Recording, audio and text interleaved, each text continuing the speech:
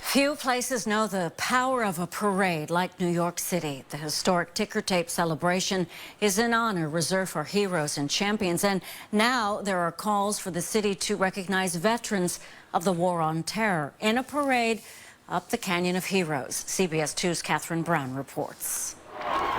New York City is home of the ticker tape parade, and since 1886, it's hosted more than 200 to honor heroes and champions.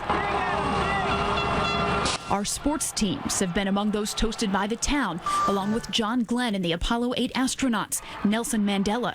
In 1985, a parade for Vietnam veterans. Now, as military operations in Afghanistan draw to a close, there are calls for a ticker tape parade to honor those who fought in the War on Terror. After all, these men risked their lives to protect us. They experienced terrible trauma and tragedy along the way.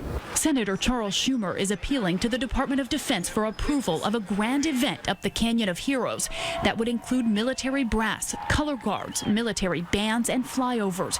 It's still in the planning stages, but DoD officials say it's certainly not unprecedented. New York City is the best place, the only place. This is where New York City's traditional ticker tape parades start, in Lower Manhattan. Senator Schumer is calling for it to happen as soon as combat operations are over, and that's scheduled to happen at the end of this year. Well, the war is never really over. Iraq and Afghanistan veteran James DeVary says the parade isn't about victory or defeat. And you're welcoming them home.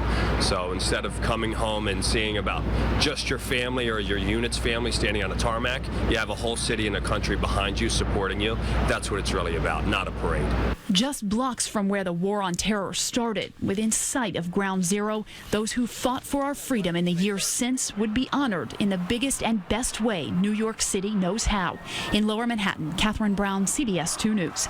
The Department of Defense says it has received a request to support the event and is currently reviewing it. The United War Veterans Council says it's prepared to pay for the parade.